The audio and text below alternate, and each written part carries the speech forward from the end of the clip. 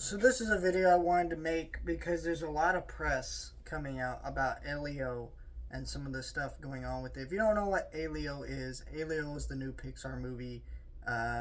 It comes out June 18th. Please go watch this movie in theaters. But I want to explain some stuff about this movie and why I think Pixar is in such a sad state and why we need to be scared for Pixar and we need to be scared for the animation industry, and also what Pixar themselves could be doing to get out of this rut that they're in.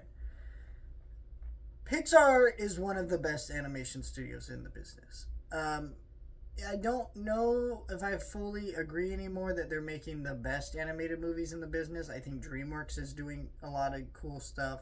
I think Sony Pictures Animation is doing some cool stuff, but though I would discredit them a little bit because a lot of their stuff is animated outside of Sony Pictures Animation. It's outsourced to other companies, but all the studios are really doing that now, so I don't even really care too much. I care, but it is what it is, right? But in recent years we have gotten to a thing with Pixar movies where every other studio is doing bold and unique and different things animation wise. Where it used to be Pixar was doing that, right? Pixar came in, was the first ever CG animated movie with Toy Story. That was 30 years ago now.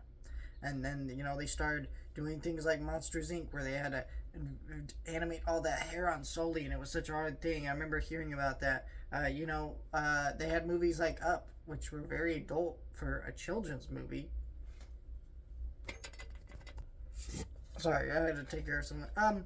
But it was very adult for a Pixar movie. You had Wall-E, which was mostly non-dialogue for almost the first 45 minutes or 30 minutes or so. So, they were always doing bold and unique things, and people were noticing. But I think part of it is hubris. Once you get so successful, you start thinking, well, we're above failure. And this really started to hit a thing in 2015 where they released Inside Out, which did really well. And then they did Good Dinosaur, which kind of failed a little bit. And you start to see the cracks going on. Pixar had made movies that weren't loved, like Brave. A lot of people love that one still, but it wasn't universally loved. But it really started to hit a point where, Pixar could make a movie that didn't do so great.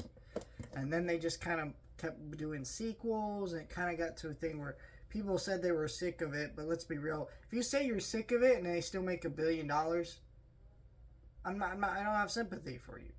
But Pixar kept going. And now it's just Disney animated movies and Pixar movies have gotten to the point where they're all the same. Like, people confuse Disney and Pixar movies as the same, and they've done it for a while, but it's kind of gotten worse over the years. And I think it is really because every other studio is doing unique and different things that people are getting excited about. Spider-Verse, people are really excited about. All these different... And it really boils down to the animation is unique and different. You got the new Ninja Turtles, even that Transformers movie. Every one of these movies is animated and doing something unique. And then you just look at Elio, and yes, I'm watching that trailer going, wow, that looks gorgeous. But I'm also watching it going, wow, that movie looks kind of the same. And I think that is the biggest issue. I mean, I know people blame the pandemic and stuff, and don't get me wrong, that stuff didn't help Pixar having a lot of their movies be released on streaming services.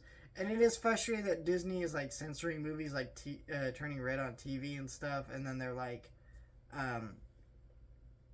they're doing they're censoring some of their shows and movies for homophobic reasons. Totally understand that, but I don't think that affects Pixar overall in terms of, I guess, creativity. It affects them, but money wise is really what we're talking about, of how we've gotten to this point where Pixar movies aren't doing well. And I think it boils down to that their animation styles are very much the same, and they're not the ones being innovators anymore. And so Pixar, in a way, is no longer special. That doesn't mean that they're not special to us, to people who grew up with them.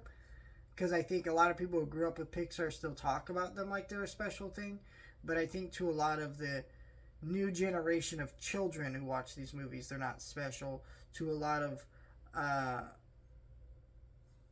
you know, older adults who maybe didn't, you know, maybe did grow up with some of those Pixar movies, but don't really care to watch animated movies like that anymore. They're not grabbing their attention. And we also just have to face the other elephant in the room. Stitch just is about to make $1 billion. The How to Train Your Dragon remake is about to make a bunch of money. And what these studios don't realize is, yes, they are making tons of money, but they're also devaluing these classic animated movies and stories. Because it gets to a point where there's a lot of adults who choose to watch those movies. And they think that they're the more adult, better version. And that is just so sad and disgusting.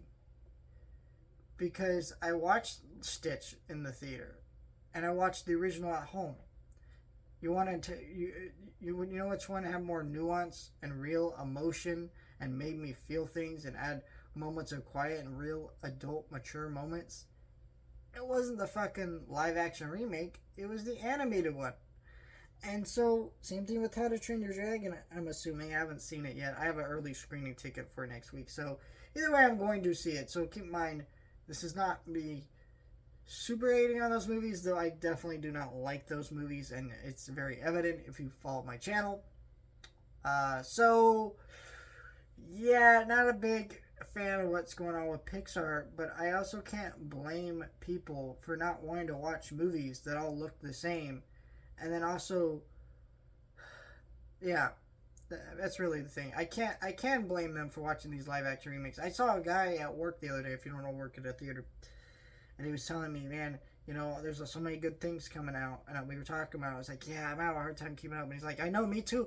And he's like, I wish they'd stop with all the remakes. And I just told him, blame the audience. And he's like, exactly. And that's really what's happening here with these live action remakes. People tell us they're done with it, yet Stitch is probably going to be one of the highest grossing movies of the year. And then so is probably How to Train Your Dragon. And that tells you everything you need to know about where things are at and why things are so sad and just disgusting. I think there is not room for both. And I think if you make live action remakes, you can't come back to animation later. And that's really, I think, something Disney's learning. I think Pixar's learning. I shouldn't say learning, because I don't think their corporate bosses are learning, but I think they are learning in terms of they're losing money. Who sees if they'll take the right lesson from that, per se, but it is a sad state. And I wanted to make this video addressing this. Let me know if you want to see me do more, some of these discussion videos on certain movies, TV shows, news, and like stuff like that. I also do want to state there's a lot of misinformation about Alio right now, real quick, that I want to state.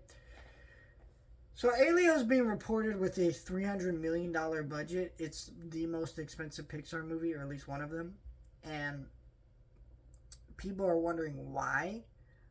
Basically, they had production issues. They had to change directors, and they had to deal with the strikes and stuff, and so that halted a lot of production, things like that. And the movie still moved along and looks like it did pretty well, but we are seeing that stuff like this is just like, oh, this movie's a mess in terms of production. I doubt the movie's actually a mess, but it does mean that overall you're looking at all this stuff and you're going, wow, that's why that movie has a $300 million budget. It's going to be a struggle to make it back. Very unfortunate, but I want to remain hopeful. I'm trying. So let me know what you all think of this story. I think this is a crazy thing going on, and I just wanted to mention that in a video and talk about that. Let me know your thoughts, like, share, and subscribe.